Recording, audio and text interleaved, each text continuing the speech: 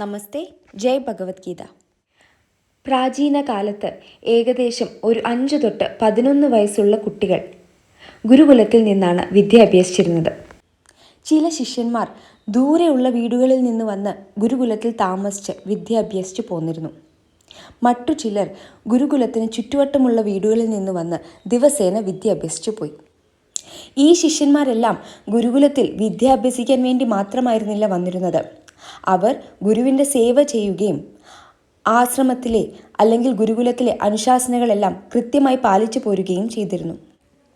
അതേസമയം ഗുരുവിന് തൻ്റെ ശിഷ്യന്മാർ രാജപുത്രന്മാരെന്നോ ബ്രാഹ്മണപുത്രന്മാരെന്നോ എന്ന ഒരു വേർകൃത്യവും ഉണ്ടായിരുന്നില്ല. ആ ഒരു സമയം നമ്മുടെ ഭാരത സംസ്കാരത്തിൻ്റെ സുവർണയുഗമായിരുന്നു. അത് കേൾക്കുമ്പോൾ തന്നെ എന്ത് ശാന്തിയും സമാധാനവും അല്ലേ? ആ മഹാഭാരത യുഗത്തിൽ നമ്മുടെ ഭഗവാൻ ശ്രീകൃഷ്ണൻ ഉപനയനം സ്വീകരിച്ച് ബ്രഹ്മചാരിയായിട്ട് വിദ്യ അഭ്യസിക്കാൻ ഗുരുകുലത്തിലെത്തി. ഭഗവാൻ ഉത്തര ഭാരതത്തിലെ മധുരയിൽ നിന്നും മധ്യഭാരതത്തിലെ ഉജ്ജയിനിയിലെ സാന്ദീപനി മഹർഷിയുടെ ആശ്രമത്തിലാണ് വിദ്യ അഭ്യസിക്കാനായി എത്തുന്നത്. ഗുരുകുല സമ്പ്രദായം ഭാരതത്തിൽ സജീവമായിരിക്കുമ്പോൾ തന്നെ ആ സമ്പ്രദായത്തിന് ഒരു ദൗർബല്യമുണ്ടായി. ഹസ്തിനപുരിയിലെ രാജപുത്രന്മാരെ വിദ്യ അഭ്യസിപ്പിക്കാനായി 2 ശ്രേഷ്ഠരായ ഗുരുക്കന്മാരെ നിയോഗിച്ചു. ഒന്ന് ദ്രോണാചാര്യരും മറ്റൊന്ന് കൃപാചാര്യരും. അവരുടെ ശിഷ്യന്മാരായിരുന്നു 101 കൗരവരും 5 പാണ്ഡവന്മാരും.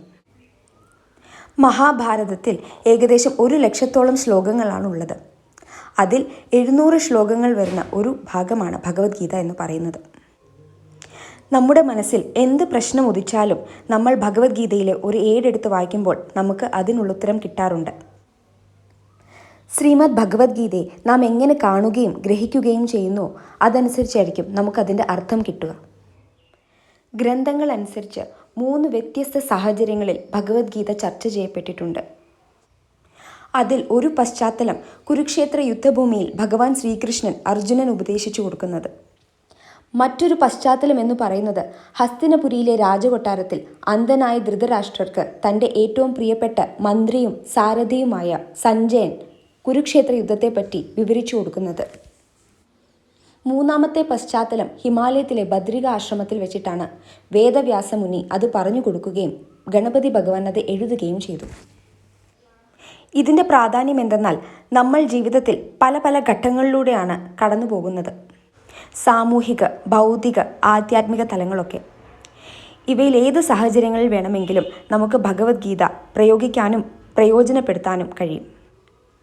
ഭഗവത്ഗീത ഗ്രഹിച്ചു തുടങ്ങുമ്പോൾ നമ്മുടെ ചുറ്റും എന്തൊക്കെ പ്രശ്നങ്ങൾ സംഭവിച്ചാലും നമ്മുടെ മനസ്സ് അതിൽ നിന്നൊക്കെ മുക്തനായിക്കൊണ്ടേയിരിക്കും. നമ്മുടെ ഉള്ളിലുള്ള ഭഗവാൻ നമുക്കെപ്പോഴും ഗീതോപദേശം നൽകിക്കൊണ്ടേയിരിക്കുന്നു.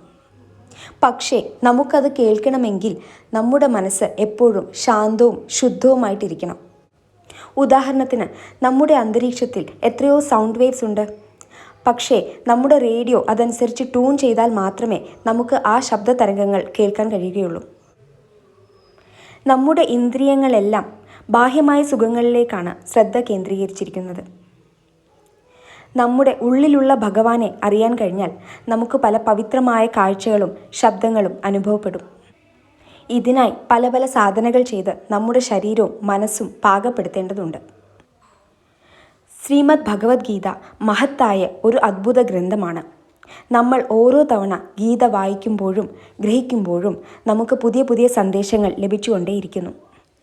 ഭഗവത്ഗീതയിൽ 18 അധ്യായങ്ങളാണുള്ളത്. അതിൽ ഓരോ അധ്യായവും നമ്മുടെ ജീവാത്മാവിനെ പരമാത്മാവുമായിട്ട് യോജിപ്പിക്കുന്നത് കൊണ്ടാണ് നമ്മൾ അതിനെ യോഗം എന്ന് വിശേഷിപ്പിക്കുന്നത്. ഉദാഹരണത്തിന് അർജുന വിഷാദയോഗം, ഭക്തിയോഗം, കർമ്മയോഗം എന്നിങ്ങനെ.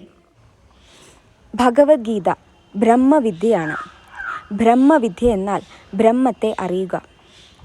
നമ്മുടെ ഉള്ളിലും നമ്മുടെ ചുറ്റുമുള്ള വസ്തുക്കളിലും വൃക്ഷങ്ങളിലും മൃഗങ്ങളിലും എല്ലാം ഭഗവാനെ കാണാൻ ശ്രമിക്കുക. രൂപമുള്ളതും രൂപമില്ലാത്തതും എല്ലാം ബ്രഹ്മമാണ്. ഇതുതന്നെയാണ് ഭഗവത്ഗീത നമ്മളെ അഭ്യസിപ്പിക്കുന്നതും.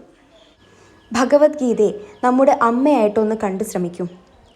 ഒരമ്മ തൻ്റെ കുഞ്ഞുങ്ങളെ എങ്ങനെയാണോ പാല് കൊടുത്ത് പോഷിപ്പിക്കുന്നത്, അതുപോലെ തന്നെയാണ് ഭഗവത്ഗീത നമ്മുടെ ആത്മാവിനെ പോഷിപ്പിക്കുന്നതും നമ്മളെ ഉയർത്തുന്നതും.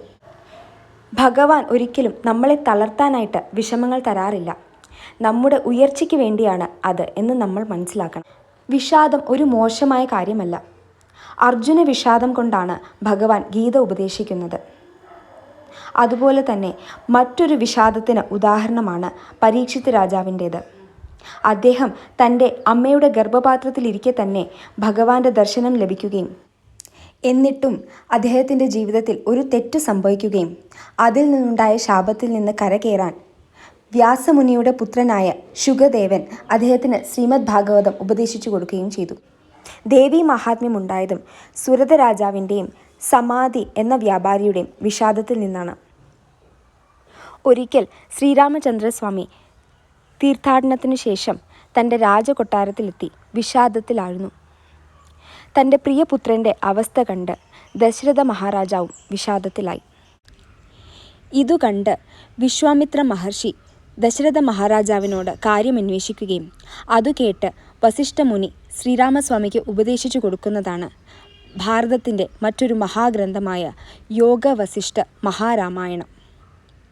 നമ്മളെല്ലാവരും ജീവിതത്തിൽ സന്തോഷവും സമാധാനവും ആരോഗ്യവും സ്നേഹവും ഒക്കെ ആയിട്ടിരിക്കാനാണ് ആഗ്രഹിക്കുന്നത്. നമ്മുടെ ജീവിതത്തിൻ്റെ യഥാർത്ഥ ലക്ഷ്യവും അതിലേക്കുള്ള മാർഗവും അറിയാമെങ്കിൽ നമ്മുടെ ജീവിതയാത്ര സുഗമമായി. ഹരി ഓം തത്സത്ത്.